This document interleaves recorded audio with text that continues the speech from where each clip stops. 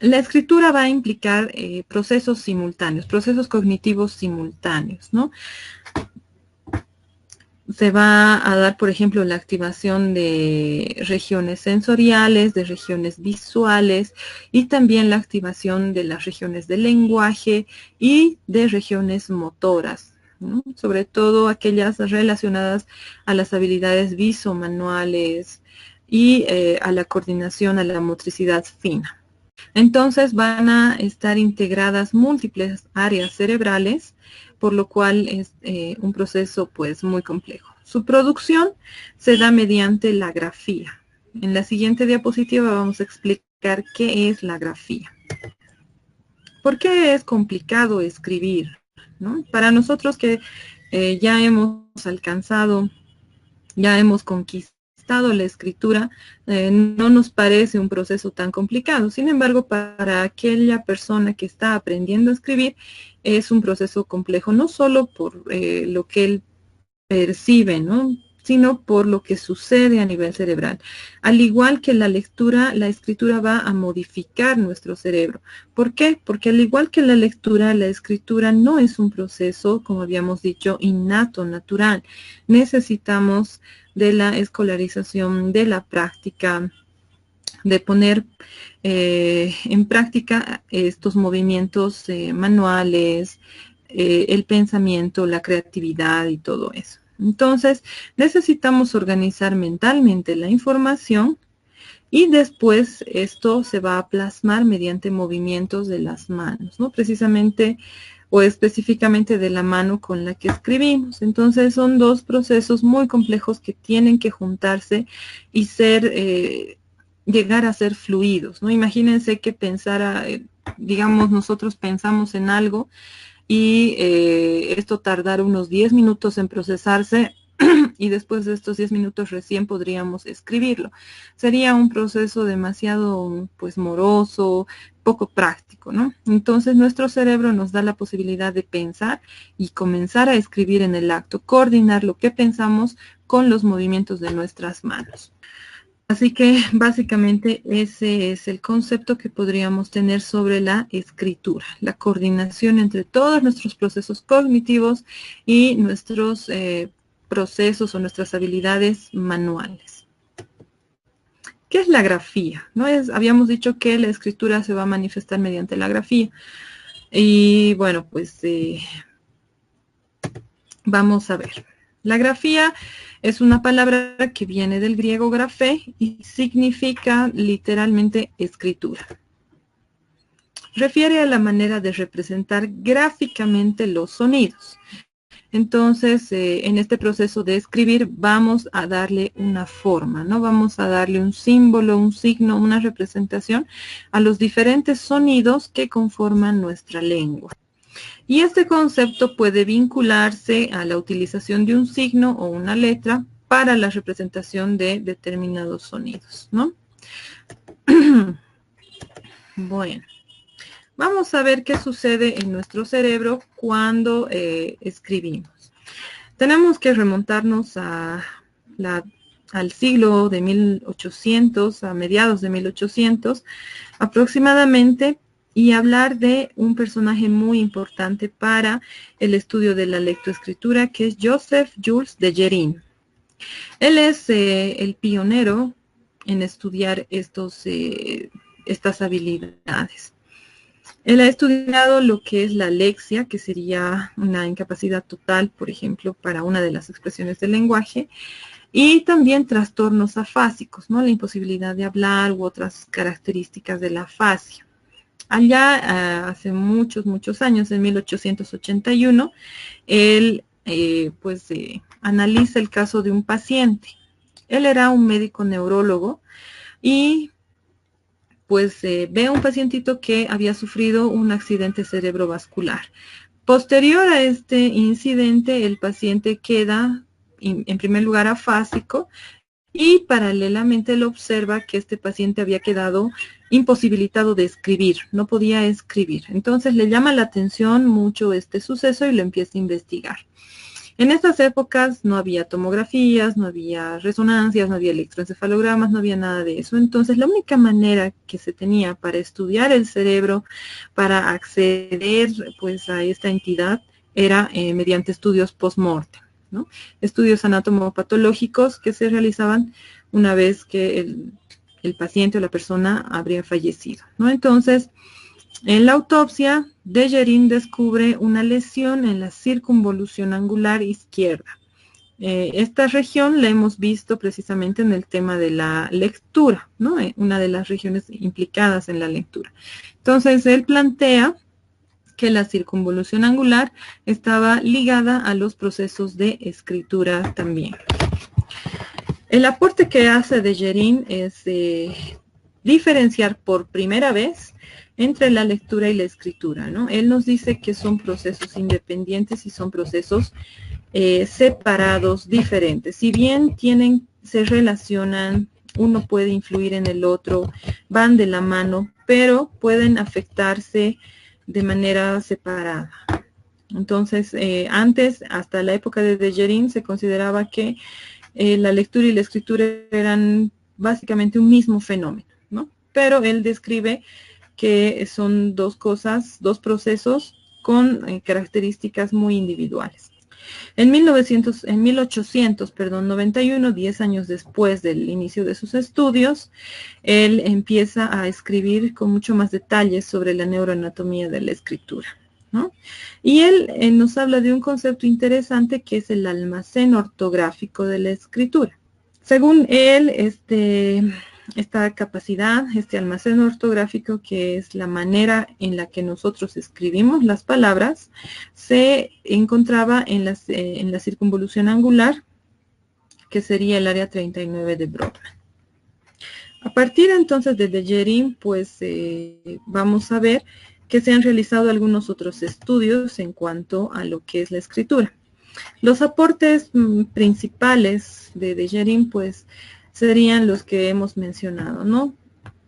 Hacer una diferencia entre el lenguaje oral y el lenguaje escrito, que no son, si bien se correlaciona tanto el lenguaje oral como el lenguaje escrito, no son lo mismo, ¿no? Y precisamente nosotros, tomando en cuenta lo que habíamos visto de los procesos innatos y de aquellos que no son innatos, esta es una gran diferencia, que si bien Dejerin no lo describió en esas palabras, pues nosotros podríamos considerar, ¿no? El lenguaje oral como tal es un proceso innato, pero la escritura no.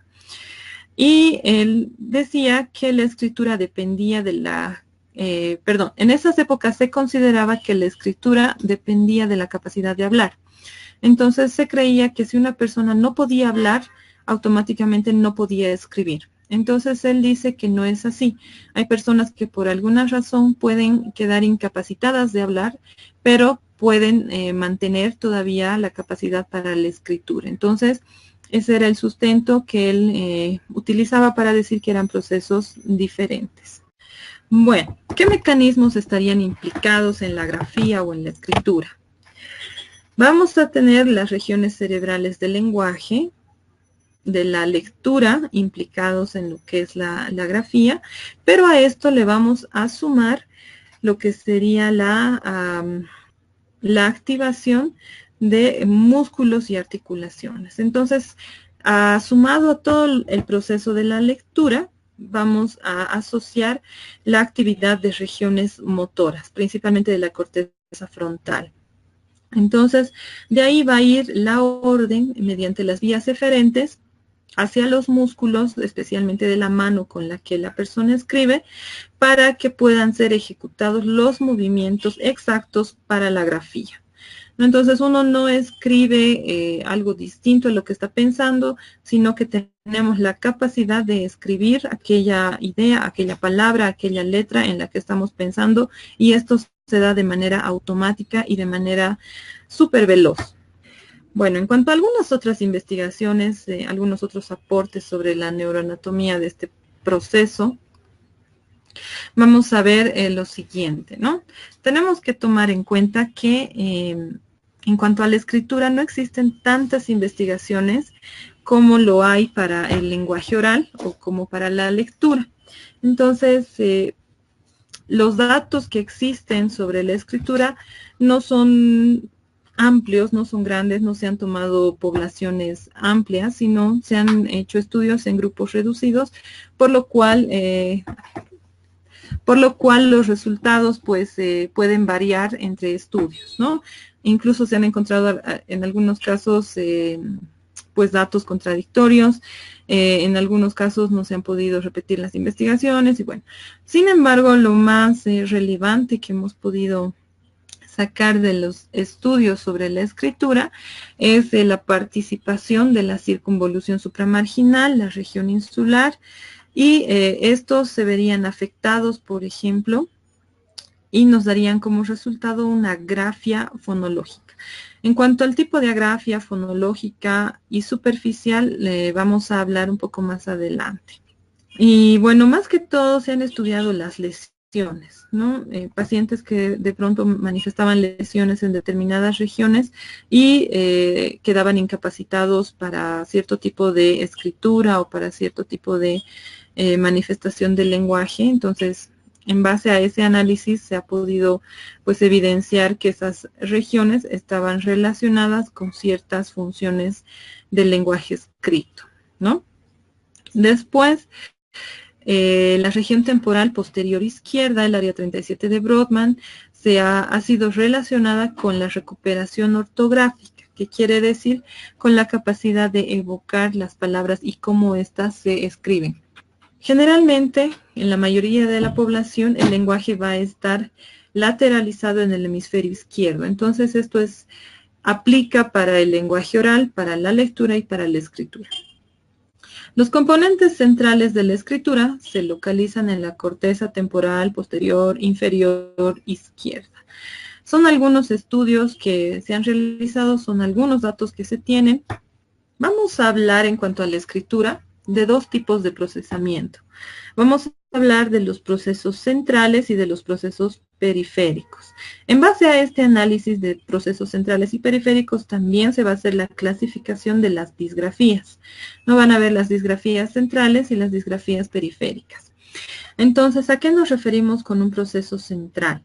Son aquellos procesos cognitivos que se van a dar pues en el sistema nervioso central. Estaríamos hablando de la organización de la información principalmente. Esto se va a dar en nuestro cerebro. Y los procesos periféricos estarían asociados al procesamiento motor. Si bien el inicio va a ser en el lóbulo frontal, vamos a tener la activación de todo el sistema, de ciertas partes del sistema nervioso periférico, que específicamente serían los músculos, los nervios, las articulaciones de la mano con la cual se escribe. Los estudios de neuroimagen que se han realizado pues permiten ver algunas regiones que se activan cuando uno realiza actividades de escritura. Algunas de estas regiones van a ser el giro fusiforme, que es este de acá, el cual lo tenemos en amarillo. Es una estructura que se puede evidenciar no por fuera, como en este caso. Por ejemplo, si vemos la corteza, simplemente no vamos a poder encontrar este giro. Pero si hacemos un corte sagital, sí vamos a poder evidenciar este giro fusiforme. Por eso lo tenemos en esta imagen acá. El giro fusiforme izquierdo, el giro temporal inferior, que va a ser este de acá en el lóbulo temporal, el giro frontal inferior y un giro interesante que se añade a las regiones involucradas en estos procesos de lenguaje, el giro supramarginal, que lo tenemos en esta región en color amarillo bastante suavito. ¿Listo? Esta región supramarginal se encuentra ubicada en el lóbulo parietal. Entonces, estas regiones estarían encargadas. No se conoce a profundidad muchos de estos mecanismos, pero sí se sabe que estas regiones están implicadas en el proceso de escritura. En cuanto a los procesos periféricos, pues vamos a hablar, como les comentaba hace un momento, de los procesos motores implicados en la escritura. Entonces, van a estar asociadas diferentes regiones, sí, a nivel cerebral, pero esto va a llegar, como les había dicho hace un momento también, hasta lo que es el sistema nervioso periférico. Tenemos la corteza dorsal premotora superior izquierda. Esta es una región que se encuentra en el lóbulo frontal. Esta región del lóbulo frontal, la dorsal premotora, es muy importante para la redacción y la generación de órdenes motoras grafémicas. ¿Qué quiere decir? Cuando nosotros estamos redactando, estamos imaginando lo que vamos a escribir, estamos pensando en lo que vamos a escribir y lo queremos plasmar mediante la escritura, automáticamente nuestro cerebro se organiza para hacer ambas cosas a la vez, ¿no? Ir pensando en lo que vamos a escribir e ir dando las instrucciones motoras para que nuestra mano pueda ejecutar los movimientos precisos para escribir aquello que estamos pensando, ¿no? No estoy, digamos, pensando en la palabra casa y mi mano solita está escribiendo, no sé, la palabra perro. No, no sucede eso. Entonces, esta coordinación se da gracias a estos procesos del lóbulo frontal. Es muy importante el lóbulo frontal, no nos olvidemos, es el centro de mando. En cuanto a los procesos motores, también se ha visto la participación de lo que es el cerebelo y estructuras subcorticales como los ganglios de la base. En el tema de atención habíamos hablado, ¿no?, de algunos ganglios, de algunos núcleos, perdón, involucrados por ejemplo, en los procesos atencionales. En este caso, son núcleos que estarían relacionados al movimiento, al control del movimiento, a la ejecución de estos movimientos finos y precisos. Y la participación del tálamo se ha visto que también es importante. ¿Qué procesos cognitivos estarían implicados en lo que es la escritura? Vamos a hablar en primer lugar de la práctica y la repetición. Si bien no es un proceso cognitivo como tal, considero que es importante aclarar, ¿no?, que para escribir son necesarias estas dos prácticas. ¿Listo? Hacer constante, hacer una escritura constante, repetirla, practicarla, es muy importante para que pueda consolidarse. ¿Por qué? Porque el niño, cuando está adquiriendo la escritura, no tiene automatizados ciertos movimientos, ¿no?, sobre todo de la mano. Entonces, mediante la práctica, la repetición, el niño puede lograr automatizar estos movimientos y esto le va a dar mayor fluidez y va a mejorar también la calidad del trazo a la hora de escribir. Estamos hablando de una escritura a mano, ¿no? Entonces, mientras más se automaticen estos movimientos, esta coordinación motora, los procesos cognitivos también van a poder agilizarse, ¿no? Imagínense ustedes si escribieran a la velocidad que escribe un niño de primero de primaria, pero en su cabeza las ideas pues están fluyendo como una persona adulta. Sería un proceso incongruente, ¿no? Sería muy difícil escribir, muy difícil plasmar las ideas. Entonces la automatización nos permite en cierto modo pues agilizar este proceso y que podamos tener esta escritura, este plasmar nuestras ideas de una manera mucho más fluida.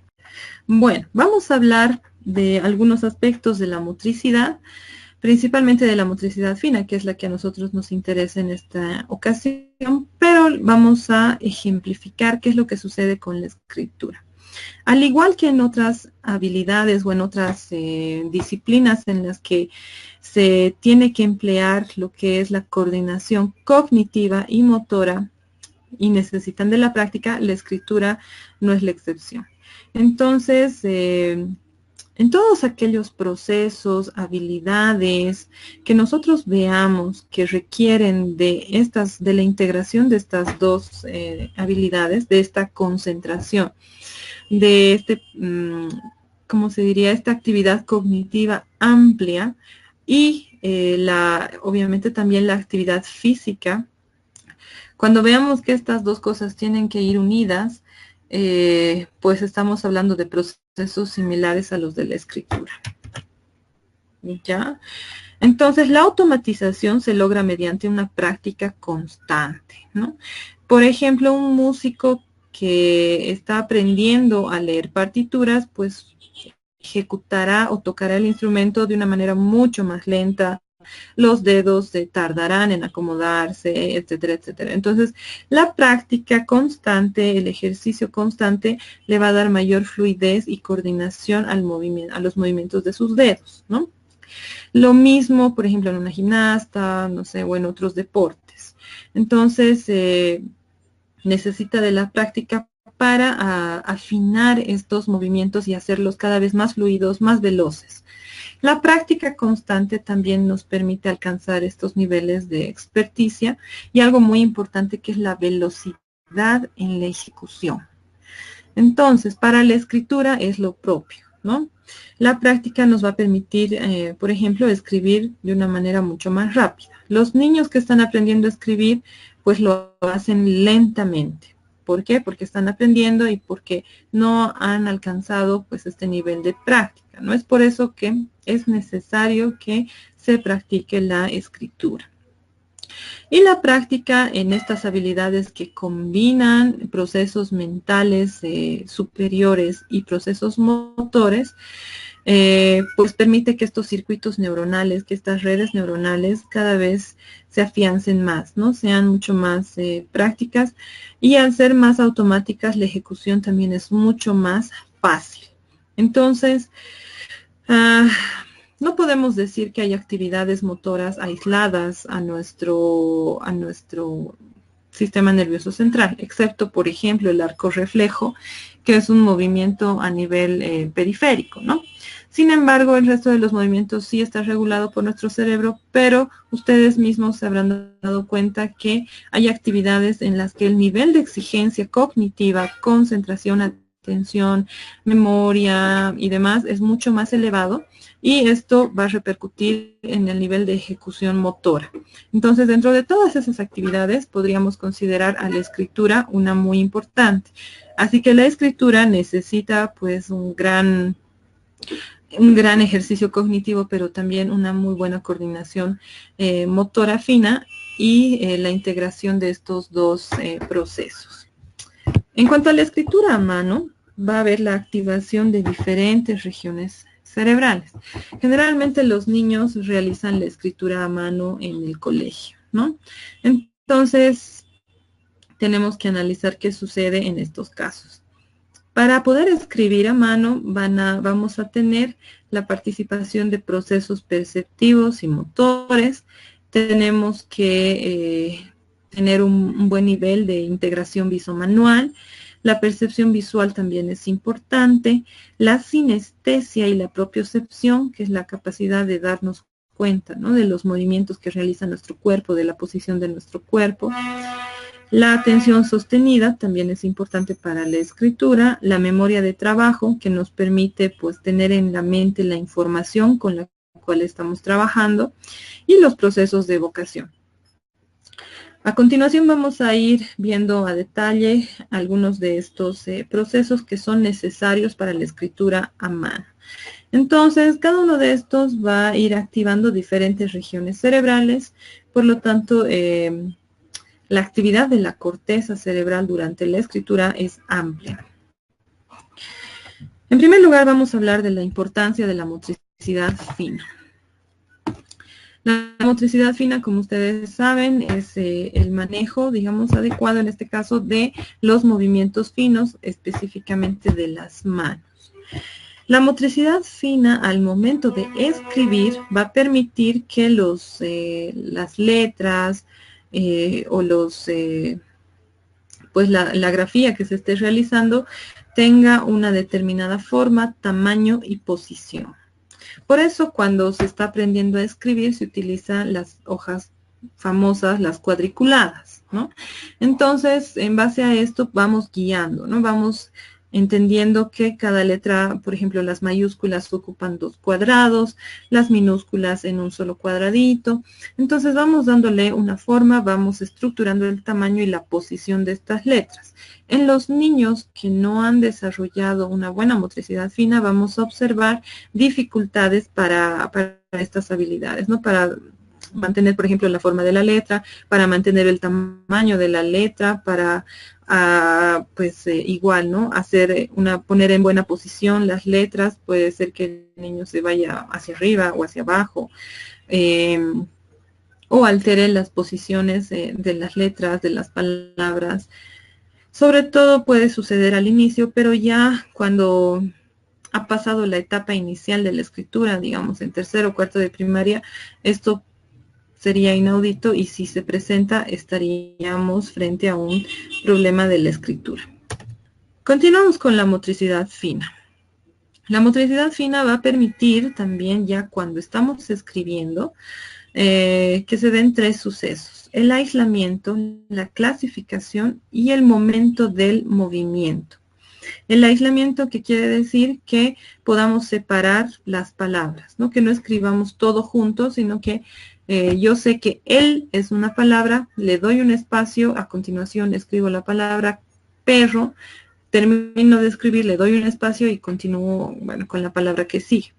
La clasificación, pues, va a ser la utilización de los movimientos necesarios para determinada letra, para determinado trazo. Y el momento del movimiento significa, pues, lograr esta sincronía entre lo que estoy pensando, entre el fonema que he escuchado y el momento en que lo plasmo en un grafema. Si bien no podemos escribir tan rápido como podemos pensar o como podemos hablar, tiene que haber cierta fluidez y cierta sincronía entre lo que pensamos y lo que podemos escribir. ¿Cuáles son algunas de las, digamos, de los factores que pueden, que son resultado de una mala motricidad fina, que van a influir en estos aspectos al momento de escribir? Van a ser, por ejemplo, el mal agarre del lápiz. Cuando el niño no ha logrado una pinza fina adecuada, es muy probable que no agarre el lápiz adecuadamente. Y esto lo podemos observar, ¿no? Niños que agarran el lápiz con toda la mano o que no agarran, bueno, con la pinza fina, ¿no? Con el pulgar y el índice, sino que agarran con otros 2 o 3 dedos más el lápiz. Entonces, ese mal agarre del lápiz, por ejemplo, puede dificultar también el aislamiento y la clasificación de los movimientos. Después, esta mala coordinación, ¿no? Que nuestros movimientos vayan mucho más lentos de lo que nuestro pensamiento va, también va a influir en el ritmo de la escritura, ¿no? Va a influir, y esta escritura no va a ser fluida, va a ser lenta, entrecortada, se van a perder las ideas y la producción va a ser desorganizada. Podemos ver niños que escriben muy rápido y con letra ilegible, o el fenómeno opuesto, niños que escriben demasiado lento. Bueno, en cuanto a la motricidad fina, vamos a tener que se distinguen 3 dominios. En primer lugar, la manipulación de la mano. El buen control de la mano va a posibilitar que el lápiz o el bolígrafo o lo que se agarre se haga de manera adecuada. Entonces, en etapas previas se debería trabajar, en primer lugar, motricidad gruesa y posteriormente motricidad fina. Esto va a permitir que el niño tenga un buen agarre. Integración bilateral, ¿no? La integración entre ambas manos. Por lo general no se realizan movimientos simétricos, que quiere decir no estamos escribiendo con ambas manos a la vez, sino hacemos movimientos asimétricos. Con una mano escribimos y la otra mano, digamos, está agarrando la hoja. Sin embargo, estos dos movimientos tienen que integrarse porque están formando parte de un mismo proceso. Y otro elemento sería la planificación motora. Sería la capacidad, pues, de planificar los movimientos según la letra que voy a escribir, ¿no? Es un proceso regulado por nuestro lóbulo frontal y nos permite secuenciar, ¿no? Los alógrafos son los tipos de letra que vamos a utilizar en un orden adecuado, ¿no? Entonces, si voy a escribir la palabra casa, pues no voy a hacer C-S-A-A, ¿no es cierto? Sino en mi mente tengo la idea de cómo se escribe la palabra casa y mi mano también tiene que empezar a representar mediante movimientos este orden, ¿no? No es simplemente que haga los movimientos adecuados en el orden inadecuado, ¿no? Tiene que hacer los movimientos adecuados en el orden adecuado en el momento esperado. Cuando tenemos una pobre planificación motora, vamos a observar ya ciertos problemas de caligrafía. Si bien los niños de inicio no tienen una buena letra, esto puede ir mejorando, no nos olvidemos, con la práctica constante, con la repetición, con el entrenamiento, pero si a pesar de eso el niño tiene una letra totalmente ilegible, entonces vamos a estar ante un posible problema de motricidad fina. Bueno, la percepción visual, otro elemento importante en lo que es la escritura. Nos permite diferenciar letras que se parecen, nos permite también identificar letras que varían en su orientación espacial y nos permite también identificar cuando nos hemos equivocado, ¿no? Si una palabra está mal escrita y demás. Sin embargo, esto está en discusión, ¿no? Hay otros autores que dicen que no, la percepción visual no es, digamos, precisamente la encargada de darnos cuenta cuando una palabra está bien o mal escrita. Vamos a ver más adelante qué se nos dice. Y la percepción visual también es fundamental para tomar en cuenta los espacios que separan las palabras. Hay niños que escriben todas las palabras juntas o no separan en el lugar en el que deberían separar. Entonces, aparentemente esto podría deberse a un problema o a una dificultad en la percepción visual. Al igual que en el lenguaje, no nos olvidemos, que para la escritura ciertos procesos sensoriales y motores deben madurar previamente antes de ingresar a estas habilidades. Así que en esto sucede lo mismo. Antes de ingresar a la escritura deberíamos trabajar y enfocarnos en lo que es el desarrollo de las habilidades sensoriales, perceptivas y motoras. La integración visomanual, que sería la coordinación ojo-mano, como también se la conoce. Permite, pues, que nosotros podamos coordinar lo que estamos viendo con los movimientos de nuestros dedos y nuestra mano. Sí se relaciona esta habilidad también con la calidad de la letra.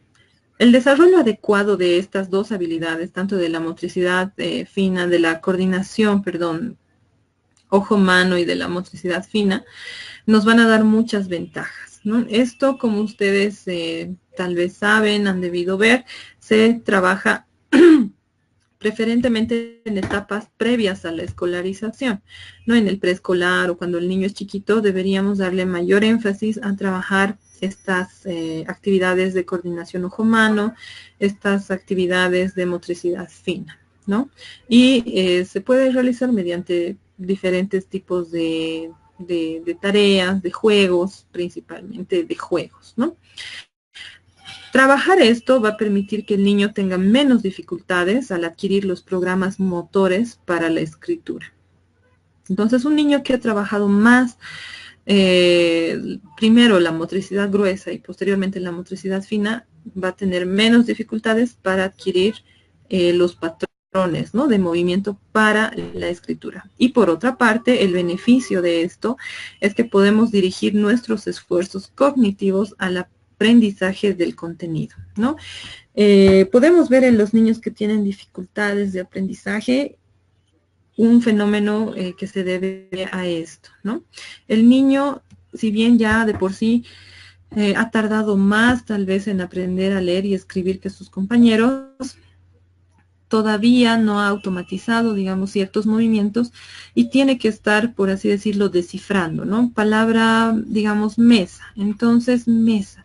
Tiene que tener la palabra mesa en la cabeza y tiene que estar, pues, haciendo letra por letra, ¿no? La M, luego la E, luego la S, luego la A. Si bien eso es normal al inicio, posteriormente, cuando no se ha automatizado esto, hay un retraso, ¿no? Mientras los otros niños ya están comprendiendo, digamos, ya les dices mesa, ya lo escriben de una manera más automática y pueden comprender el concepto. Este niño no va a comprender el concepto, ¿por qué? Porque está más enfocado en hacer los movimientos de la mano necesarios para escribir esta palabra. Entonces, la falta de automatización y la falta de adquisición de estos programas motores es muy perjudicial, ¿no? Porque nos enfocamos en esto, en querer hacer la letra adecuadamente y nos olvidamos, pues, de qué significa, del contexto, de lo que queremos decir, y eso puede generar retrasos en el aprendizaje. En cuanto a la sinestesia y a la propiocepción, vemos que sería la capacidad, ¿no?, de percibir los movimientos de nuestro cuerpo, en este caso de la mano, percibir la posición de la mano en el espacio. Y bueno, según estos autores que son Laszlo y Barstow de 1984, nos dicen que esta capacidad sinestésica y propioceptiva es la que nos permite darnos cuenta cuando hemos escrito mal una palabra, y no así la percepción visual. Si ustedes han revisado el texto, en la última parte hay un ejercicio donde hay todo un párrafo mal escrito, ¿no? Están las palabras invertidas, las letras invertidas, y aún así se puede leer. Entonces, lo que estos autores plantean tendría sentido, porque aunque la palabra está mal escrita, nosotros lo podemos leer y lo podemos entender. Entonces, como que la percepción visual a veces nos puede fallar. Pero muchas veces, no sé si les ha pasado que cuando escriben mal una palabra o se comen una letra, de pronto sienten así como que ha sido o más corta la experiencia de escribir esa palabra, o algo ha fallado. Y sí, evidentemente, si te das cuenta, has hecho, eso sería, ¿no?, la capacidad de reconocer que has hecho un mal movimiento o has omitido un movimiento, y por lo tanto la palabra está mal escrita. En cuanto a, bueno, a los problemas, ¿no?, que pueden haber en la automatización, nuevamente, va a reducir la velocidad en la ejecución. Al haber menor velocidad en la ejecución, el niño requiere mayor retroalimentación, ¿no? Requiere que la profesora le repita más veces la instrucción, el dictado, requiere más tiempo de copia, y esto es un problema frecuente, ¿no? Todos han terminado de copiar y el niño todavía no. Así le falta, la profesora ya ha borrado la pizarra y el niño tiene el cuaderno a medias, ¿no? Entonces, todo esto también implica que va a haber una mayor dificultad en tomar conciencia de los movimientos, ¿no?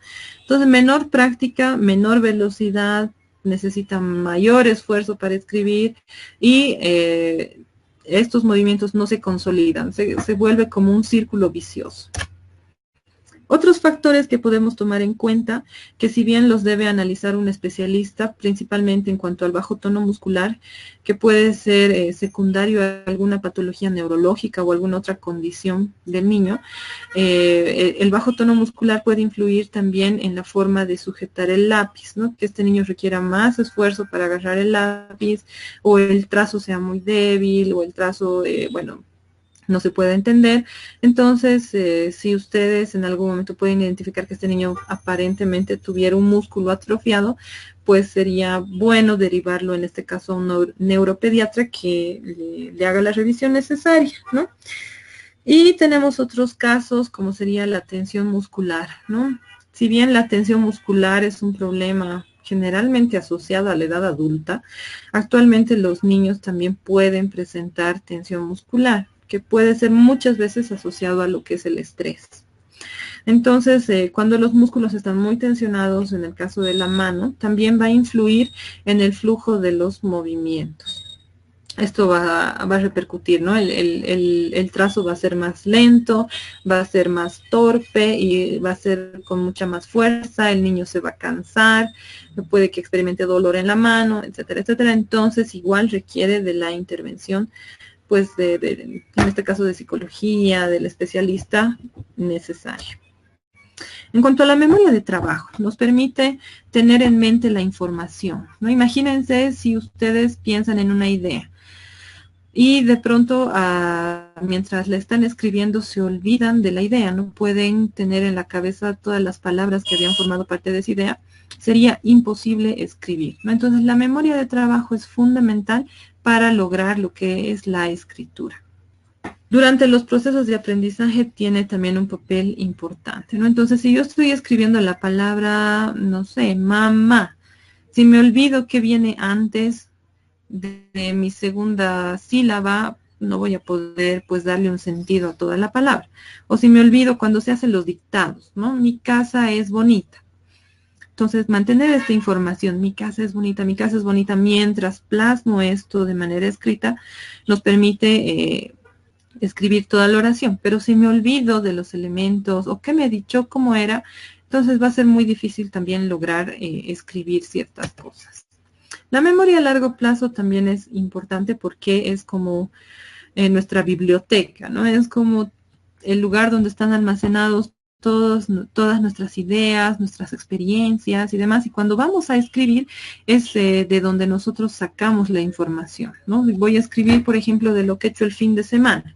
Entonces tengo que recurrir a mi memoria a largo plazo, recordar qué he hecho, dónde he estado, si he jugado o no he jugado, con quiénes he estado. Entonces es muy importante también esta memoria para poder escribir. Tenemos este elemento que ya lo habíamos visto de manera amplia en la clase pasada y era la conciencia fonológica. Y bueno, durante la escritura también es importante. Entonces la conciencia fonológica, sobre todo al inicio del aprendizaje de la escritura, es fundamental. No se olviden que es el buen funcionamiento, en este caso, de este oído fonemático, lo que nos permite descifrar los fonemas que conforman las palabras.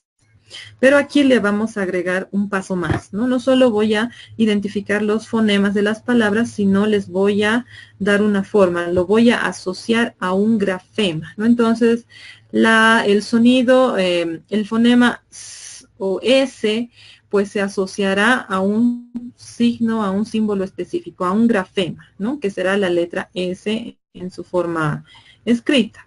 Entonces, eso me va a permitir también alcanzar y conquistar lo que es la escritura. Si hay una mala conciencia fonológica, si hay deficiencias en la conciencia fonológica, pues el niño no va a poder escribir adecuadamente, ¿no? No va a poder diferenciar estos sonidos de las palabras y por lo tanto no va a poder asociarlos a grafemas específicos. Por ejemplo, yo he tenido un pacientito, un niño que tenía problemas para diferenciar a nivel de conciencia fonológica lo que era la B de bebé y la D de dedo, ¿no? Entonces, cuando por ejemplo, se le dictaban palabras con la B, él te decía, por ejemplo, barco, ¿no? Y él decía, ¿es con la B de burro o es con la otra B con la otra B? La otra B para él era la D de dado, ¿no? Entonces, había problemas para identificar este fonema con un grafema, con su forma escrita, ¿no? Para él este fonema, al no diferenciarse, no identificaba cuál grafema era. Entonces, para él este sonido tenía dos grafemas posibles y por eso te preguntaba, ¿no? ¿Cuál de estos grafemas es? Entonces había un problema de conciencia fonológica y por lo tanto no podía escribir adecuadamente ciertas palabras. Por ejemplo, aquí tenemos unas plastilinas. Tú le dictas al niño la palabra plastilina y pues él tiene que ir descomponiendo, ¿no? P-A-E-S-T-I-L-I-N-A, digamos, ¿no?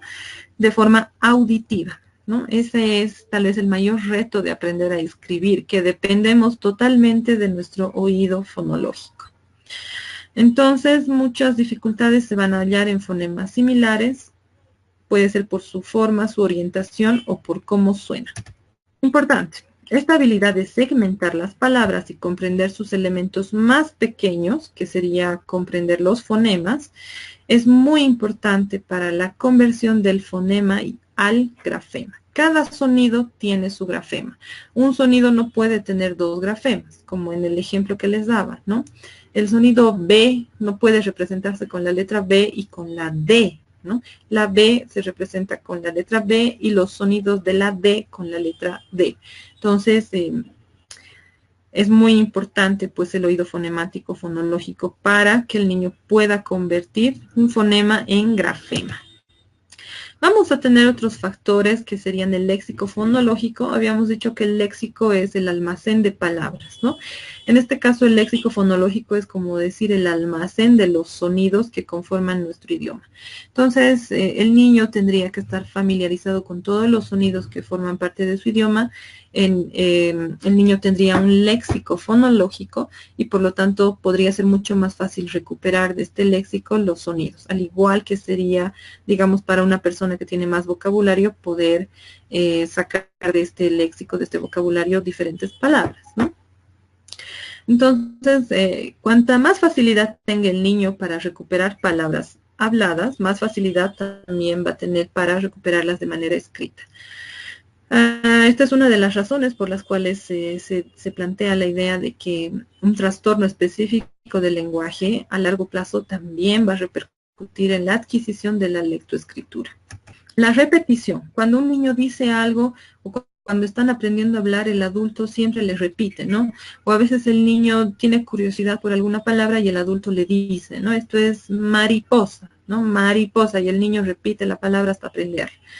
Va a haber una activación de estas unidades léxicas, de estos sonidos, de estas palabras que conforman el vocabulario, y se van a ir aplicando ciertas reglas de conversión fonema-grafema. O sea, cada vez que yo escucho ma, ya sea en mariposa, en mamá, en martillo, en, no sé, mazo, lo que sea, ya voy a saber que es MA. Entonces se van a ir generando ciertas reglas para convertir estos fonemas y grafemas. Y nuevamente, con la práctica se van a ir automatizando. Ya no es necesario para cada vez que escucho una palabra que comienza con MA, pues hacer todo un proceso de descubrimiento, ¿no? Sino ya está automatizado, ya sé cómo es.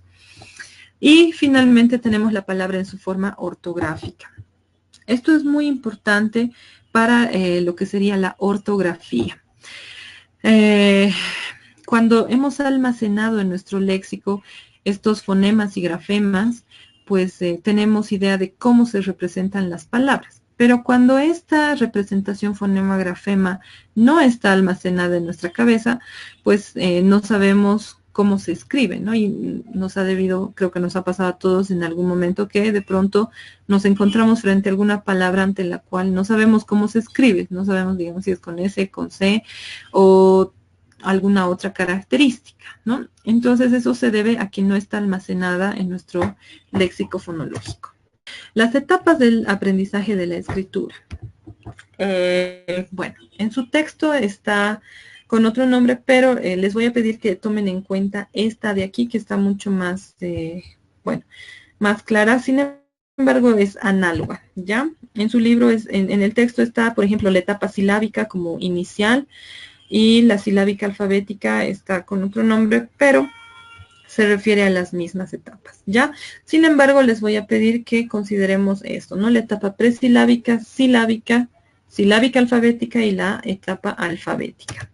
Algunas características, ¿no? De esta etapa, por ejemplo, presilábica, que se va a dar entre los 3 y los 4 años de edad.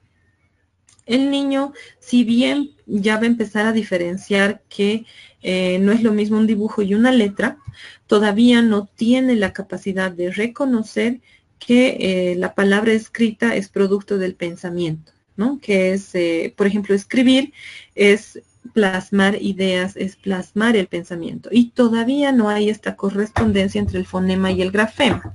Razón por la cual tampoco tendría sentido enseñarles a escribir a esas edades. ¿Por qué?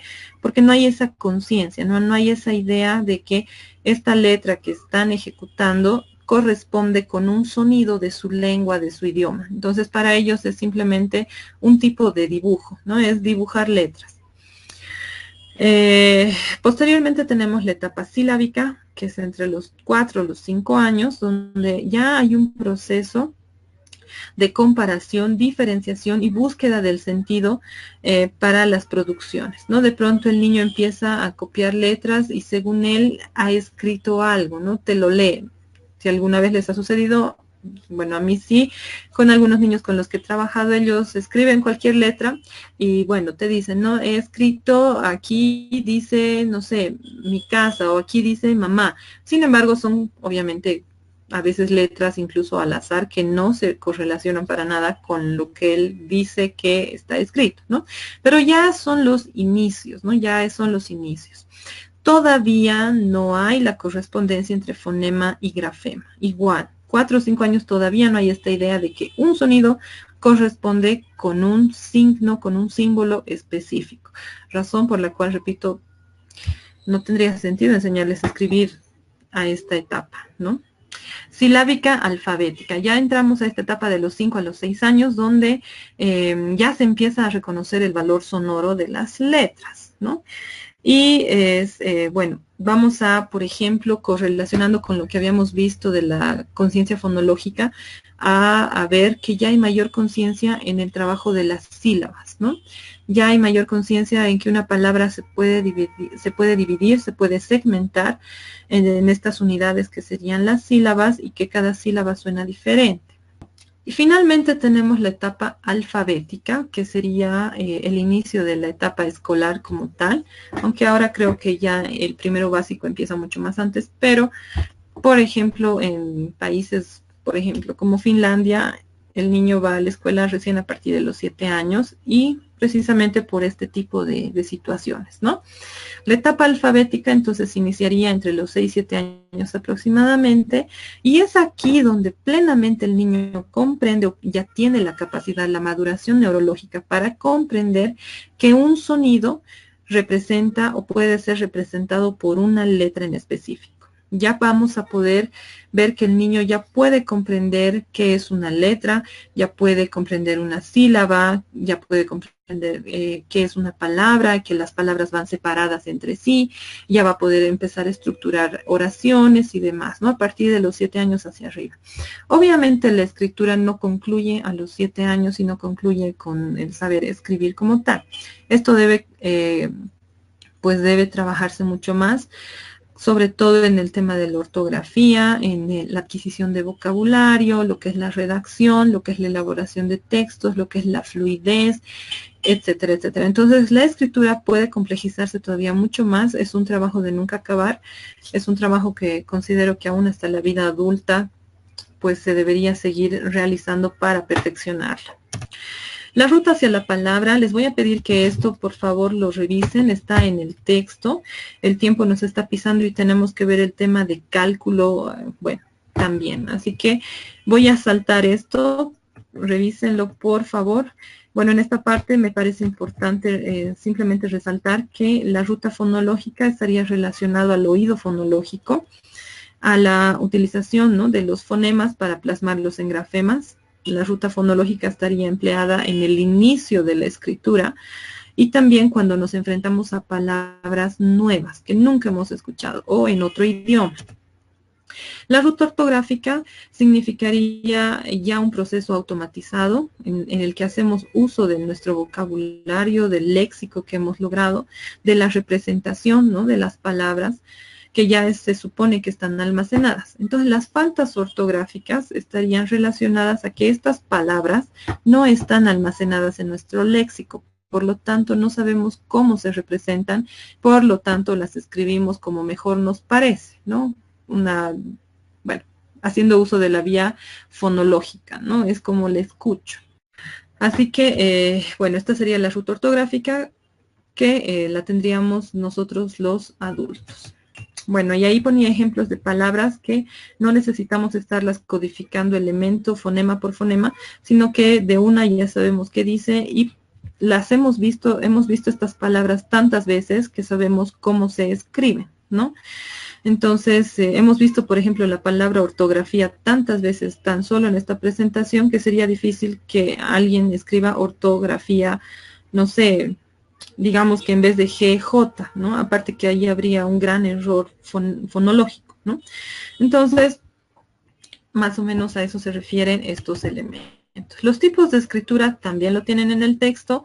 No es lo mismo la escritura al dictado, no es lo mismo escribir a la copia, no es lo mismo escribir de manera espontánea. Si bien tienen una base similar a nivel cerebral, los procesos que se van a ir activando para cada uno de estos tipos de escritura, pues depende, ¿no? En el dictado se activará más el oído, la conciencia fonológica, en la copia se activarán más los procesos visuales, la codificación visual del estímulo, y en la escritura espontánea ya pues podríamos estar hablando de una amplia participación de sobre todo funciones ejecutivas, ¿no? Porque tenemos que organizar lo que estamos pensando, tenemos que organizar estos pensamientos también en base a nuestra motricidad fina, tenemos que hacer uso de la creatividad, hacer uso de nuestro vocabulario, hacer uso de nuestra ortografía, de la imaginación, etcétera. Entonces, la escritura espontánea es quizás la mayor muestra de, pues, del pensamiento humano en sí. Aquí tenemos una tabla que nos, un cuadro que nos explica la diferencia de lo que es la escritura al dictado y a la copia. La diferencia estaría simplemente en el léxico auditivo para la escritura al dictado y en el léxico visual para la escritura a la copia. Después, en ambos procesos, el producto final es la palabra escrita. Les voy a pedir que lo revisen ustedes con detalle. Bueno, en cuanto a los factores neuropsicológicos, al igual que existen factores para la lectura, también los existen para la escritura según la escuela de Luria. Igual, les voy a pedir que ustedes lo puedan revisar con calmita. Es similar a lo que habíamos visto en la lectura, pero ahora aplicado a la escritura. En cuanto a las alteraciones de la grafía, vamos a ver alteraciones de tipo central, que quiere decir relacionadas a lo que sería el procesamiento fonológico, ortográfico o al procesamiento de ambos. Igual aquí está bastante detallado, clarito, no hay donde perderse y además que lo van a ver a detalle en el siguiente módulo, así que ustedes lo van a revisar con calma, por favor. Finalmente, para terminar el tema de la escritura, tenemos a Voltaire, que nos dice que la escritura es la pintura de la voz, tal cual. Bueno, pasamos entonces a lo que es el cálculo. ¿Listo? Por el tiempo, van a disculpar que corran, pero pues son temas realmente amplios, son temas en los cuales se puede profundizar todavía mucho más y estamos viendo simplemente los aspectos más importantes. Yo espero que ustedes vayan, busquen, investiguen también mucho más para complementar sus conocimientos. En cuanto al cálculo, pues vamos a ver qué sucede. Los números son algo que forman parte de nuestra vida, ¿no? Desde siempre. Se dice que los números son versátiles y flexibles. ¿Qué quiere decir? Pueden ser representados de muchas maneras, son empleados en todo, desde el conocimiento, digamos, desde una persona que no ha ido al colegio pero sabe manejar dinero, hasta una persona que tal vez sea especializado en el estudio de los números, pues lo vamos a encontrar en todos los ámbitos, aspectos y demás. Se van a representar de diferentes maneras. Ahí tenemos, por ejemplo, un conjunto de 5 elementos. Tenemos el número escrito, tenemos el número arábigo. Tenemos también que los números se pueden representar de forma escrita. Se pueden representar como números romanos, se pueden representar mediante ecuaciones y en operaciones aritméticas mucho más complejas vamos a ver la combinación de números y letras. Entonces, los números son algo que se van a representar de muchas maneras, de muchas formas. Al igual que habíamos dicho en cuanto a los procesos de lectoescritura, que no son procesos innatos, lo mismo va a suceder con el cálculo. Necesitamos someternos a un programa de escolarización para aprender y desarrollar lo que es el cálculo y complejizarlo, ¿no? Porque podríamos aprender a sumar tal vez sin ir a la escuela, tal vez, pero para complejizar esto, para comprender lo que son números, digamos, fracciones, para comprender la multiplicación, la división, cómo se dan estos sucesos, y en secundaria comprender ecuaciones, derivadas, no sé, gráficas y demás, necesitamos pues someternos a un programa de escolarización. ¿Cómo se van a desarrollar estas habilidades numéricas? Tenemos que tener en cuenta algo muy interesante, que las habilidades numéricas van a estar en base a la capacidad de cuantificar elementos. Esta capacidad de cuantificar elementos, aunque ustedes no crean, se ha descubierto que no solo son exclusivas de los seres humanos. La capacidad de cuantificar elementos están presentes en otras especies animales. Ahora, no quiere decir que los animales pueden contar, ¿no? 1, 2, 3, 10, no. Sino a esta capacidad de cuantificar se refiere a la capacidad de darnos cuenta aproximada de a darnos cuenta de los números o de los elementos que conforman nuestro grupo aproximadamente, ¿no? Entonces, por ejemplo, en los animales, en los mamíferos como los perritos, se ha visto que ellos se dan cuenta del número de crías que han tenido. Ya les digo, ellos no pueden contar, ¿no? 1, 2, 3, ¿no? Pero sí se ha podido evidenciar que cuando les falta una cría, buscan, ¿no? Entonces, eso estaría relacionado a esta capacidad de cuantificar estos elementos del entorno, ¿no?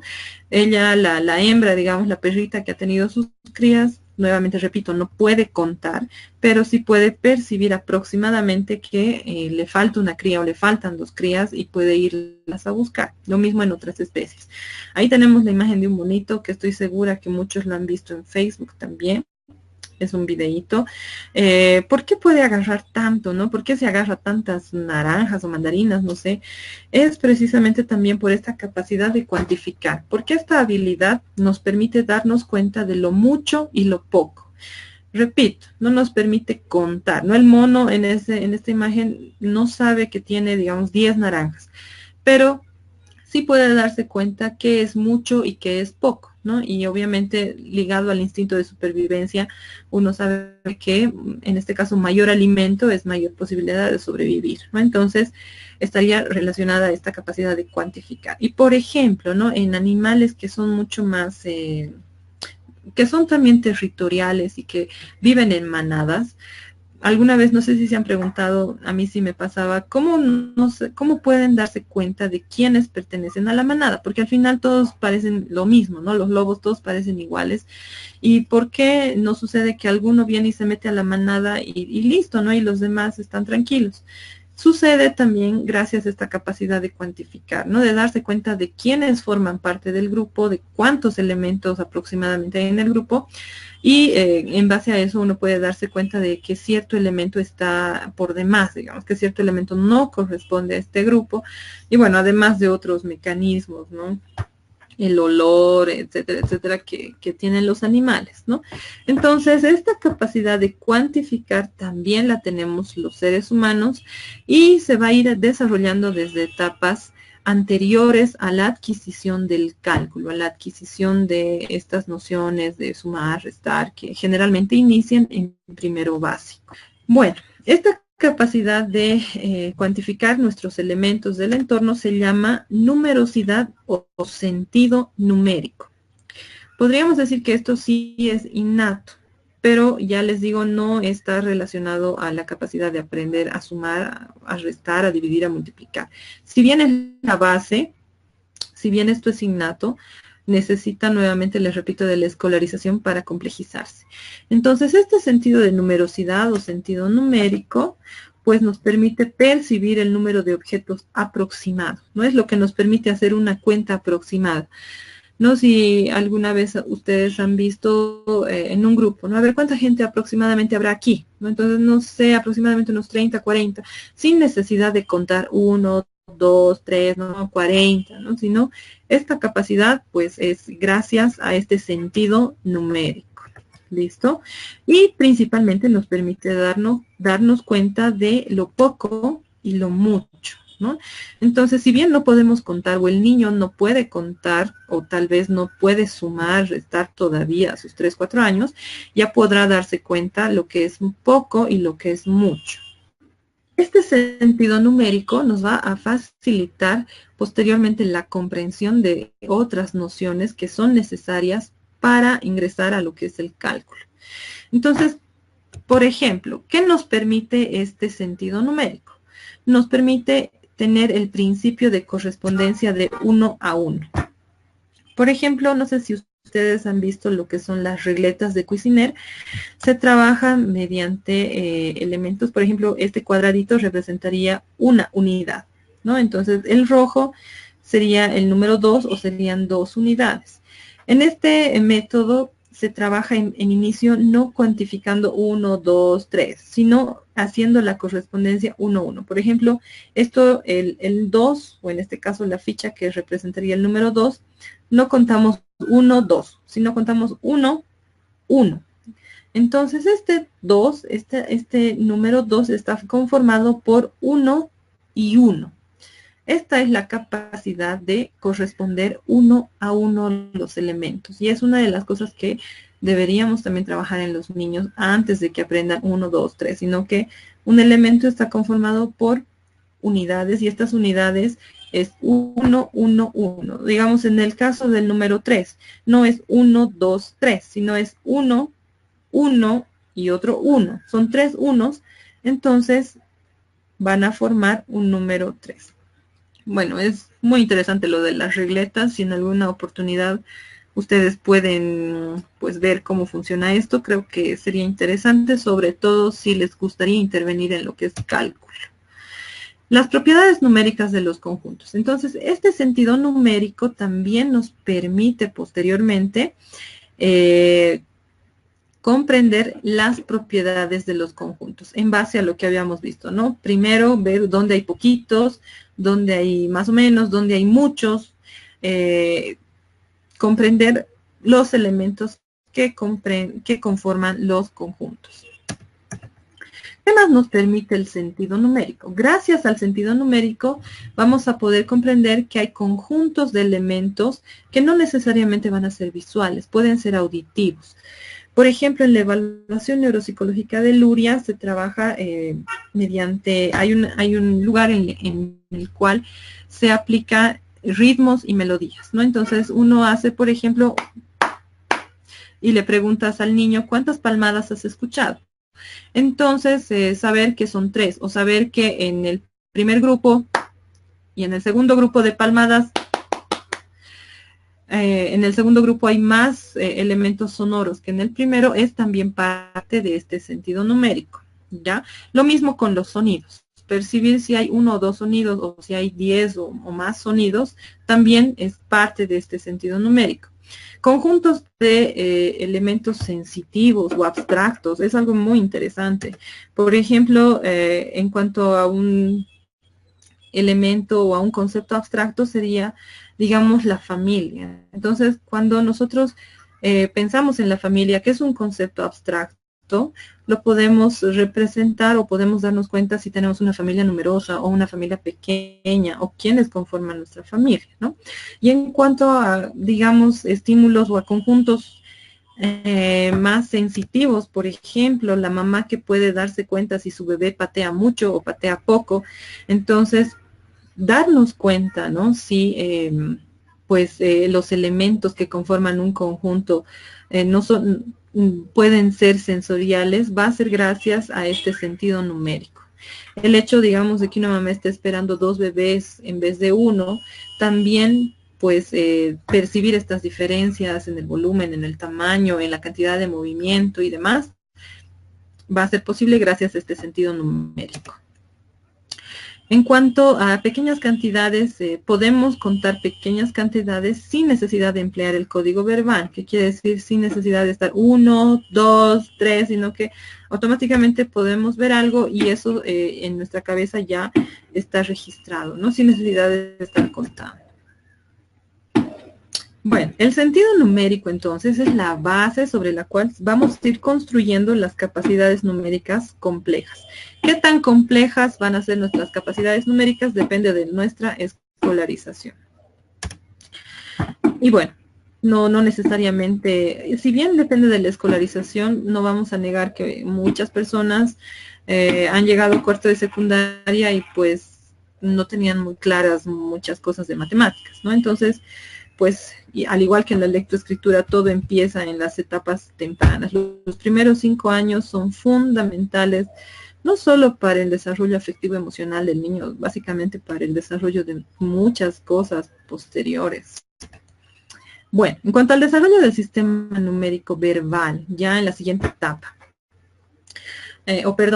sería la etapa previa a lo que es la adquisición de nociones aritméticas, ¿no?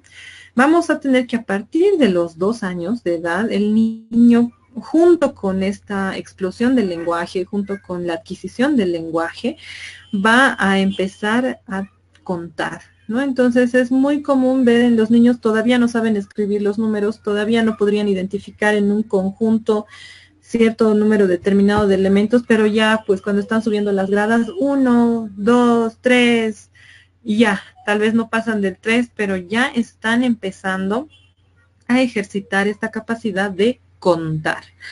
Entonces, primero vamos a observar la habilidad de contar en voz alta y se van a ir desarrollando estrategias para contar, ¿no? De inicio el niño cuenta 1, 2, 5 y listo, ¿no? Y todavía no percibe que le han faltado el 3 y el 4 y que hay muchos números más. Entonces se van a ir desarrollando ciertas estrategias, ¿no? El niño va a ir memorizando poco a poco. Primero tal vez del 1 al 5, luego al 10. Entonces es un proceso. El contar es un proceso fundamental en la adquisición del cálculo, ¿listo? Posteriormente vamos a ir asociando el conteo con un símbolo y luego ya con la cantidad que representa este símbolo como tal. Entonces de inicio el niño irá 1, 2, no sé, 3, ¿no? Posteriormente los juegos que realizan los niños, y por eso es tan importante que jueguen y que desarrollen tantas habilidades en motricidad gruesa principalmente, antes de la motricidad fina y demás, nos pueden permitir que el niño ya vaya asociando el conteo con un símbolo. Por ejemplo, en la tuncuña. Si bien el niño no sabe escribir el número, si bien el niño todavía no sabe que el número 3 significa que son 3 elementos, cómo se escribe, no tiene idea de eso, al jugar, por ejemplo, este juego ya va asociando el conteo con un símbolo determinado, ¿no? Aunque todavía no hay conciencia de este símbolo como tal. Posteriormente, pues ya en etapas de, digamos, tal vez el último año de preescolar, que sería el kinder, o en realidad lo ideal sería ya en primero básico, vamos a ir asociando este símbolo con una cantidad específica, ¿no? Aunque esto puede ir ya desarrollándose más antes, ¿no? Como cuando el niño ya te dice su edad, ¿no? Te dice cuántos años tienes, si algunos niños no te dicen 3 o 4, te muestran sus deditos, ¿no? 3 o 4. Entonces, ya puede ir desarrollándose esto. La importancia de aprender a contar. Aprender a contar, saber contar, aunque sea del 1 al 10, y no digo ¿no? que de chiquitos hay que obligarles a esto, no es un proceso paulatino, es un proceso de poco a poco, pero al fin y al cabo se llega a consolidar. Entonces aprender a contar, saber contar, va a permitir que el niño almacene estos números y por lo tanto que más adelante también pueda aprender hechos numéricos y aritméticos. Entonces, si el niño no tiene bien consolidada la línea numérica, digamos del 1 al 10 inicialmente, si no sabe que después del 2 es el 3, después el 4, el 5, el 6, el 7, el 8, no tiene clara esta línea numérica, pues va a haber mucha confusión, ¿no? Si cuál viene antes, cuál viene después, o le faltan elementos. Y esto, aunque ustedes no crean, muchas veces puede verse ya en la etapa escolar. No hay una línea numérica clara y el niño no tiene a veces idea de cuando está frente a una suma, cuál es el elemento que tiene que sumar, cuál tal vez desconoce ese elemento. Entonces, aprender a contar es importante. ¿Qué puede impedir que el niño aprenda a contar? ¿No? Vamos a tener en primer lugar los trastornos del lenguaje, que no pueda hablar, que no pueda adquirir nuevo vocabulario y por lo tanto no pueda aprender a contar. Pero también vamos a poder observar dificultades para contar en los niños que tienen problemas atencionales significativos y en niños que tienen problemas de la memoria de trabajo, ¿no? Que de pronto 1, 2, 7, 8 y no se dan cuenta que antes del 7 viene el 6, ¿no? Hay ciertos elementos que faltan. Así que, bueno, esos son algunos aspectos del aprender a contar. ¿Qué estrategias son necesarias para contar? Bueno, vamos a ver que para poder adquirir esta habilidad, que tal vez para nosotros como adultos es algo tan sencillo, para el niño, en el niño no quiere decir que es difícil, pero su cerebro se está reestructurando, ¿no? Está pasando ahí miles de cosas y pues son muy necesarias, por ejemplo, el aprendizaje de palabras. Entonces, aquí nuevamente vemos la relación con el lenguaje y la coordinación entre la producción de palabras y la identificación de objetos que se han de contar, ¿no? Entonces, en los niños chiquitos es normal, por ejemplo, que si tú les presentas un elemento y de cinco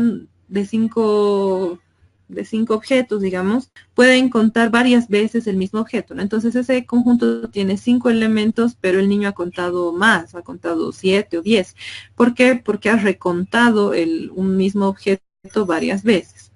Entonces, eso va a ir mejorando. En los niños chiquitos es normal, pero esta coordinación entre la palabra y la identificación del objeto a ser contado tiene que ir desarrollándose y va a ser importante también para la adquisición del cálculo. Hay unos principios básicos para lo que es la adquisición de la aritmética. ¿Qué es la aritmética? Pues las operaciones básicas, ¿no? Suma, resta, multiplicación y división. La base para empezar a realizar operaciones aritméticas es el saber contar. Entonces, si el niño no sabe contar o todavía se hace líos de cuál número viene antes, cuál viene después y demás, va a ser un poco complicado que empiece a hacer operaciones aritméticas. La representación de las magnitudes es muy importante.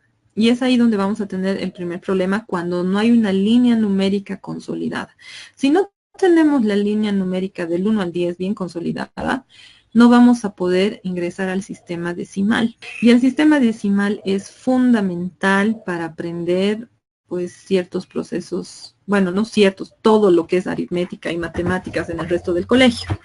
¿Por qué? Si ustedes han tenido la oportunidad de trabajar con niños en colegios o los han evaluado, en algún momento tal vez han podido ver que hay niños que del 1 al 10 bien no tienen problemas tal vez para hacer operaciones de suma y de resta, siempre y cuando sea solo de 10, ¿no? Del 1 al 10. ¿Por qué? Porque tenemos 10 dedos. Entonces estos niños hacen uso de estos deditos, ¿no? Si tú les dices 7 menos 3, sí les alcanza los dedos, ¿no? Pero ¿qué tal si tú ya le dices 20 menos 5? Es ahí donde hay un tremendo problema porque ya no tenemos 20 dedos. Entonces, necesitamos para hacer ese tipo de operaciones que ya son, que estos números ya tienen una mayor magnitud, que son mucho más grandes, necesitamos entrar al sistema decimal. Entonces, hay diferentes métodos, hay diferentes ejercicios que manejan sobre todo, ¿no?, ciertos profesores de matemáticas y demás, pero es muy importante trabajar, por ejemplo, mediante ciertos instrumentos, la idea de las unidades, las decenas, las centenas y posteriormente, ¿no?, las millares, las decenas de mil, las centenas de mil, que de inicio tal vez no son tan necesarias, pero sí nos interesaría mucho consolidar lo que es el conocimiento de las unidades, las decenas y, bueno, posteriormente las centenas, ¿no? Entonces, pasar al sistema decimal, ¿qué significa? Por ejemplo, con las regletas de Cuisinert, si bien podemos cuantificar 10 elementos, vamos a tener una regleta que representa al 10. Entonces, no necesitamos estar 1, 2, 3, 4, 5, 6, 7, 8, 9, 10, contando 10 cubitos para el 10. Nosotros podemos simplemente utilizar la grande que representa el 10. Y si tenemos que hacer una operación, digamos, que va más allá del 10, digamos 20 más 10, entonces no voy a estar 1, 2, 3, 4, así contando 20 o 30 cubitos. Entonces voy a agarrar la que representa 10, otra que representa 10, ahí ya tengo 20, y más 5. Entonces ahí sí utilizaré o 5 cuadraditos o utilizaré dos rojos más un blanquito, dependiendo, y completaré pues a los, digamos, 30, 35, ¿no? Entonces ahí ya estoy pasando al sistema decimal. Estoy haciendo que el niño comprenda que estas 10 unidades se pueden representar de otra manera que le puede facilitar el cálculo. Entonces, es muy importante. Y este es un problema que es muy común. Los niños pueden manejar sus 10 deditos perfectamente, pero hay operaciones que van más allá del 10 y listo. Ahí ya fue el acabose, ¿no? Entonces se debe a esto generalmente, que no hay una línea numérica consolidada, o si la hay es simplemente hasta el 10 y no hay hasta más allá. Entonces a partir del 10 hacia arriba el niño se confunde, no tiene idea qué viene después o saltan números. Entonces eso podemos trabajar mediante, pues sí, las líneas numéricas, y es muy importante enseñar claramente lo que es el sistema decimal. En cuanto al procesamiento numérico en el cerebro, bueno, antes, ¿no?, para ya finalizar esta parte de la aritmética, consolidar los procesos de suma y resta son fundamentales. Si el niño no sabe sumar y restar, ¿qué quiere decir? Adicionar a un conjunto o quitar de un conjunto ciertos elementos, pues es muy complicado que aprenda a multiplicar y a dividir. Y peor si pues más adelante, ¿no? Lastimosamente en los colegios actualmente los niños pasan nomás de curso, ¿no? Y van a encontrar casos, yo he podido ver niños que están en sexto de primaria, un paso de entrar a secundaria y no saben multiplicar, no saben dividir, e incluso tienen algunos problemas con sumas y restas grandes, ¿no? Entonces, imagínense, es un problema gigantesco. Así que suma y resta fundamental, sistema decimal fundamental, línea numérica mental es fundamental. No podemos pasar a otras cosas si estos elementos no están bien consolidados previamente. Bueno, en nuestro cerebro, ¿qué sucede? Nuevamente, el procesamiento numérico es otra de las habilidades complejas que podemos hacer los seres humanos. Al igual que la escritura implica una amplia gama de habilidades cognitivas para llevarse a cabo, pero también motoras. ¿Por qué? Porque cuando estamos haciendo un ejercicio de matemáticas, pues vamos plasmando de manera escrita aquello que estamos pensando o aquello que estamos razonando, ¿no? Van a haber diferentes habilidades, esto les voy a pedir que ustedes lo lean con calma. Hay un modelo que es del triple código, también les voy a pedir que lean las diapositivas. Me voy a enfocar en esta parte. Hay 3 regiones en el lóbulo parietal que se han asociado fundamentalmente a los procesos de cálculo. Entonces, el lóbulo parietal es uno de los centros, es una de las regiones fundamentales para estas habilidades numéricas. Tenemos una región que es el segmento horizontal del surco intraparietal y va a estar encargada pues de las siguientes habilidades. Tenemos la codificación mental de cantidades, la tarea de comparación de magnitudes, aproximadamente el hecho de darnos cuenta si es mucho, si es poco, si es igual, la realización de cálculos aproximados, ¿no? Trabajar en los cálculos aproximados. Alguna vez en una conferencia le escuché hablar a una profesora de matemáticas. Ella hablaba de los cálculos aproximados y decía, antes de enseñarle al niño a sumar y a restar como tal, deberíamos trabajar los cálculos aproximados, ¿no? Decirle, a ver, ¿cuántos calculas que hay aquí? ¿Cuántas naranjas calculas que hay aquí? ¿Cuántas personas calculas que hay aquí? Y luego ir constatando, ¿no? Entonces, esta habilidad de cálculos aproximados es muy importante previo a la adquisición del cálculo y se debe también a esta región cerebral. La manipulación mental de relaciones ordinales no numéricas, ¿no? Entonces, bueno, por ejemplo, darnos cuenta del orden de una secuencia. Hay un test que ya es medio antiguo, que es el Bannem, por ejemplo.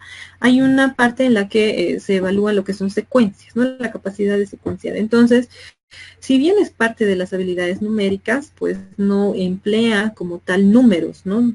Así, el número como tal, el número arábigo, pero sí requiere de esta capacidad, pues, de ordenar, de secuenciar las cosas y estaría relacionado también a esta región.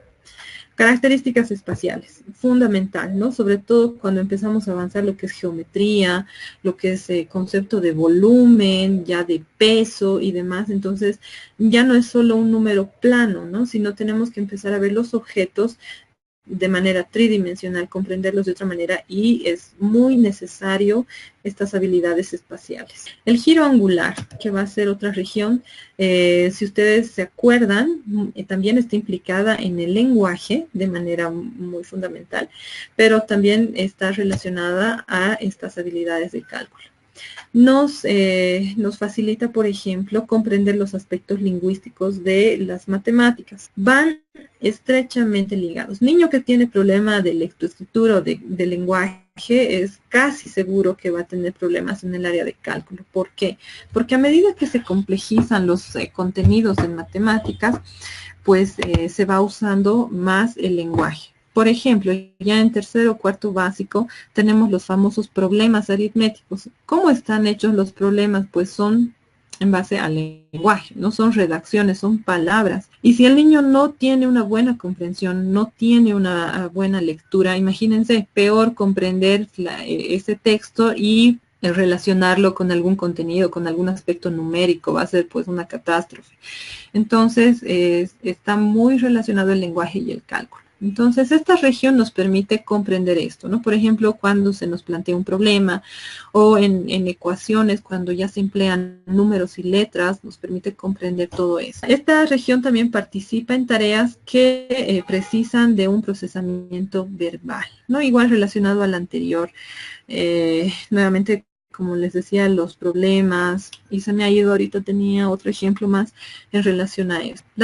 También estaría relacionada con las labores de cálculo exacto. La anterior región era el cálculo aproximado, ¿no? Pero en este caso ya estamos hablando de un cálculo exacto, así ya un cálculo bien preciso, la matemática como tal. Y finalmente tenemos esta tercera región, que es parte del sistema parietal posterior superior, y pues estaría implicado en tareas de carácter visoespacial. Las matemáticas, para quienes no les gustaba en el colegio, se acordarán perfectamente que no es solo hacer ejercicios, y también para quienes les gustaba, ¿no? Sino que de pronto se van sumando elementos, ¿no? De pronto no es solo hacer una suma y una resta, sino es pues analizar ciertas características en el espacio, ¿no? Otra materia que requiere bastante de esta habilidad en el colegio es física, no es analizar vectores, dimensiones, de pronto ya no hay solo X y Y, sino ya tenemos el vector Z, entonces las cosas empiezan a tomar otra dimensión. Necesitamos de estas habilidades visoespaciales, son fundamentales. Después, tareas relacionadas con la memoria de trabajo espacial, ¿no? Recordar qué estaba haciendo, pero en cuanto a algún trazo en el espacio, digamos, ¿no? Ya geometría, todo lo que sigue a continuación. Interviene regulando los aspectos atencionales requeridos durante el cálculo. Esto es muy importante. El cálculo es una tarea que puede resultar muy pesada, precisamente porque requiere de procesos atencionales también constantes, ¿no? Necesitamos enfocar la atención durante un tiempo determinado, necesitamos no perder el hilo de lo que estamos haciendo, porque si nos perdimos, sobre todo en secundaria, ¿no? En esas ecuaciones tan largas, si perdimos el hilo a la mitad de la ecuación, pues o tenemos que empezar de nuevo o lo dejamos así, ¿no? Y bueno, pues muchos de los problemas en esas etapas que ya es mucho más difícil de intervenir porque ya no... ni siquiera se puede hacer solo apoyo escolar, porque el apoyo escolar pues muchas veces lo realizan los psicólogos y muchas veces pues no sé qué tanto de conocimiento tendrán ya en ecuaciones, en derivadas, en integrales, en ese tipo de cosas. Debe haber quienes sí lo conocen, pero pues ya trabajar en esas etapas avanzadas, esos aspectos, esos contenidos de cálculo también requiere pues el apoyo de una persona especializada que conoce y que domina esas cosas. Entonces, pues es mucho más difícil intervenir. Entonces, los aspectos atencionales son fundamentales. Nos van a acompañar desde el inicio y se van a manifestar sobre todo ya cuando las tareas de cálculo se hacen mucho más pesadas. Otras regiones que están implicadas en este proceso de cálculo pues van a ser los lóbulos frontales. No pueden faltar los lóbulos frontales, ¿no? Gracias a este lóbulo frontal vamos a poder monitorizar las actividades que hacemos, el sentido numérico, la atención sostenida. Vamos a poder hacer muchas cosas, ¿no? Vamos a poder darnos cuenta cuando nos equivocamos, darnos cuenta del error, vamos a poder organizar, planificar, secuenciar nuestras acciones. El aporte del lóbulo frontal al cálculo es sumamente importante. Vamos a tener otras regiones que les voy a pedir que ustedes puedan revisarlo posteriormente con calma. Y finalmente, para terminar, yo sé que van a ver el tema de discalculias con más detalle en el siguiente módulo, simplemente, pero para ya cerrar nuestro tema, a recordar, ¿no? El punto clave en la dislexia era el oído fonemático, ¿no es cierto? La conversión entre fonemas y grafemas. Lo que sucede en la discalculia, pues va a ser algo similar, análogo. El punto clave en la discalculia generalmente va a ser la carencia del sentido numérico. Entonces, cuando hay un buen sentido numérico, es mucho más fácil que el niño pueda aprender lo que son estas habilidades de cálculo. Pero cuando hay carencia de este sentido numérico, el niño va a experimentar mayores dificultades para ingresar al cálculo. Entonces, lo que deberíamos trabajar con niños chiquitos sería obviamente este sentido numérico, ¿no? Mucho, poco, tratar de contar aproximadamente cuántos hay, contar, aprender a contar y demás. Bueno, la discalculia es un tema poco estudiado en relación a lo que sería, por ejemplo, la dislexia o los trastornos del lenguaje. La discalculia es realmente un área un poco abandonada, podríamos decir. No hay muchos estudios sobre esto, pero sí hay diferentes teorías que han surgido, que se manejan en la actualidad. Igual les voy a pedir que lean esto, es una aportación adicional a lo que está en el texto. Y bueno, se sugiere, ¿no?, que el cálculo puede afectarse como resultado de, y ahí se van describiendo algunas cosas que pueden afectar nuestra capacidad de calcular o de aprender matemáticas adecuadamente. Ardila pues añade algunos criterios más. Es un problema muy heterogéneo, no tiene una sola causa ni se manifiesta de una sola manera. Hay niños que cuentan bien, por ejemplo, pero no comprenden, por ejemplo, el sistema decimal o no tienen una línea numérica consolidada o pues tienen ya trabajo, tienen mayor dificultad para comprender la flexibilidad de los números. Al igual que las letras pueden descomponerse, pueden volverse más chiquitos, pueden volverse unidades más grandes, pueden estar antes, pueden estar después y al cambiar de posición van a cambiar de significado. Entonces, pues hay mucho que trabajar en cuanto al cálculo. Hay 7 tipos de errores que se pueden identificar en la dislexia, como sería la organización espacial de los números, errores en la atención visual, en los procedimientos aritméticos. Hay niños que no comprenden esto de suma y resta, y es precisamente que no hay este sentido numérico de cantidad, ¿no?, de mucho o de poco, o este sentido de flexibilidad del número que puede dividirse, puede crecer, puede volverse más chiquito. Entonces, a mí personalmente me ha tocado observar niños que no comprenden. Tú le pones una suma y te pregunta, ¿qué tengo que hacer? ¿Sumar o restar? Y tú le dices, pero ahí está el signo. No es que, y bueno, no entienden. Pueden ver el signo de suma o resta y no comprenden qué es lo que tienen que hacer.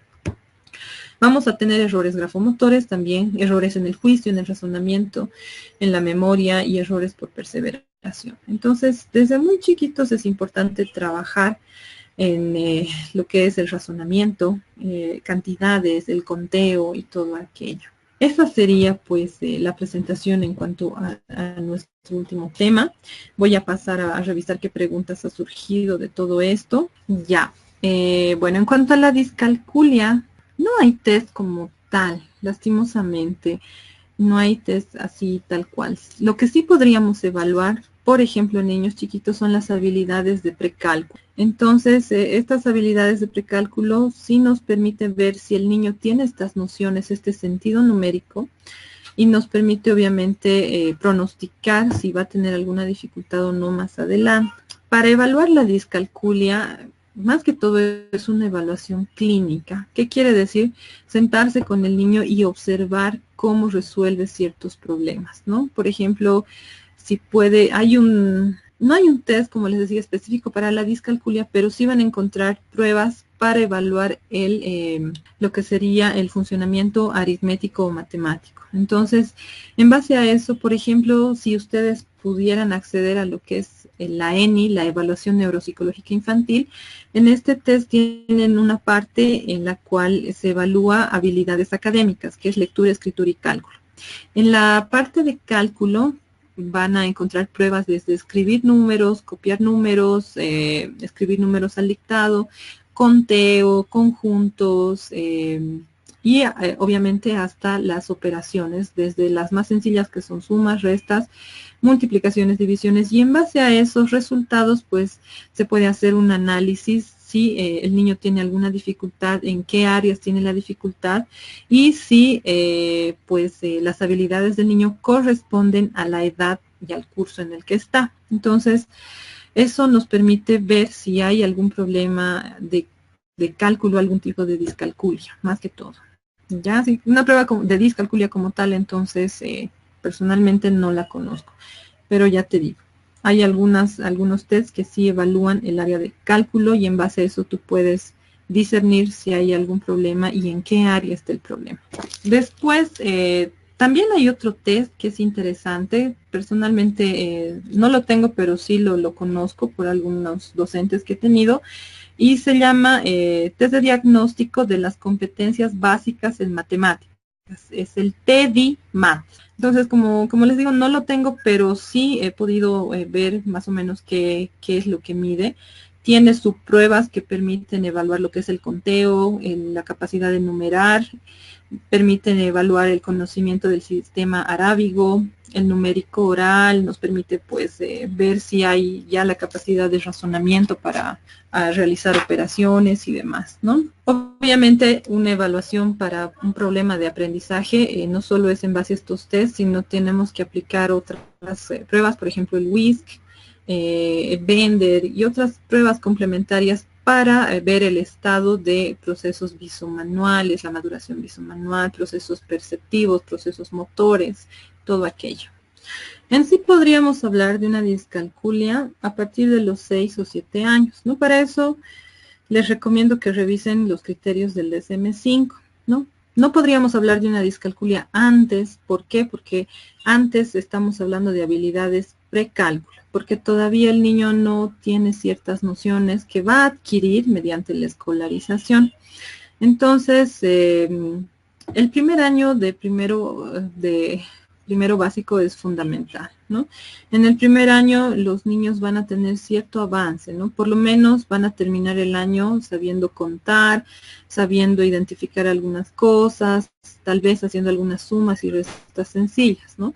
Pero si al terminar este año hay un retraso significativo de este niño, no puede contar, se confunde en el orden de los números, no puede ir más allá del 10, por ejemplo, ¿no? En cuanto a operaciones, ya nos debe llamar la atención. Entonces, tiene que ser posterior, obviamente, a la etapa preescolar. No podríamos decir que el niño es discalcúlico antes, ¿no? Aunque ya posiblemente podríamos observar ciertos indicadores, pero no vamos a decir que tiene discalculia como tal. No se olviden, al igual que para la lectura, hay habilidades que son necesarias previamente, ¿no? Habilidades sensoriomotoras, el lenguaje y todo aquello. Entonces, si el niño tiene trastorno del lenguaje, tiene dificultades en la integración visomanual, es muy probable que vaya a tener dificultades en la lectoescritura y en el cálculo, ¿no? Entonces, son factores que nos pueden ayudar a pronosticar, pero todavía no hablamos de una discalculia como tal, antes del primero básico, ¿no? Ya posteriormente, cuando los niños se supone ya han pasado el primer año, tienen 6, 7 años o más, entonces sí ya se puede hablar de una discalculia. Depende, yo considero que en primer lugar hay que hacer una evaluación. Si las dificultades son muy marcadas, considero que sí, porque sobre todo hay que considerar también la edad del niño, eso sería un dato importante. Porque hay papás que los adelantan demasiado, ¿no? De pronto el niño tiene 5 y va a cumplir 6 recién y está en primero básico. Entonces, no se olviden que en los niños, incluso 6 meses de diferencia en edades marca pues un avance significativo, ¿no? Entonces, primero habría que ver también la edad del niño, ¿no? Si el niño tiene 5 y va a cumplir 6, pero ya está en primero básico y no puede, personalmente me parecería pues recomendable que puedan repetir el curso. ¿Por qué? Porque frente a niños que están en primero básico y ya tienen 6 o 7 años, sí tiene desventaja, ¿ya? Pero no estoy diciendo que sí o sí tiene que repetir. Ya les digo, primero hay que hacer una evaluación. La evaluación es fundamental para dar cualquier criterio, cualquier recomendación, cualquier, digamos, diagnóstico, ¿no? Ahora, sí he tenido este caso también, pero con una niña que estaba en kinder, tiene trastorno del lenguaje y los papás pues querían saber si podía pasar a primero básico. Mi recomendación por el caso y por las características de la evaluación, que por todo lo que se ha observado, sí fue que podía repetir el kinder, ¿no? Y actualmente está repitiendo el kinder y sigue teniendo problemas, ¿no? Imagínense, en primero básico, imagino que el problema hubiera sido todavía mucho más grande. Entonces, pues la intervención también es muy importante, ¿no? No solo es que repita el curso, sino que si hay un problema significativo se tiene que hacer una intervención externa, más allá de repetir el curso, ¿no? Sino una intervención neuropsicológica, que sería pues trabajar sobre estos aspectos, ¿no? Sobre estos problemas que pueden estar causando dificultades en la lectoescritura o el cálculo. Espero haber sido pues de ayuda para ustedes. Espero que este módulo les haya abierto pues la mente, tal vez a conocimientos que antes no sabían. Espero haberles sido una buena facilitadora de los contenidos. Ha sido un gusto trabajar con todos ustedes. Ha sido para mí también una experiencia muy enriquecedora. He repasado muchas cosas, he visto nuevas cosas también, porque es siempre necesario actualizarse. Y les agradezco también por la paciencia, les agradezco por la interacción que hemos podido tener a lo largo de nuestras sesiones. Y pues desearles siempre todo lo mejor, desearles mucho éxito en su desempeño profesional y mucho éxito también en lo que resta del diplomado, que les vaya muy bien en los otros módulos y pues que puedan finalizar también este curso. Entonces, esa ha sido mi participación con ustedes. Me despido de todos ustedes. Si tienen alguna consulta o tienen alguna duda, pues pueden escribirme también de forma privada, pueden escribirme a mi correo y vamos a estar pues conversando. Yo voy a estar tratando de colaborarles en todo lo que me sea posible. Buenas noches a todos. Hasta una próxima oportunidad.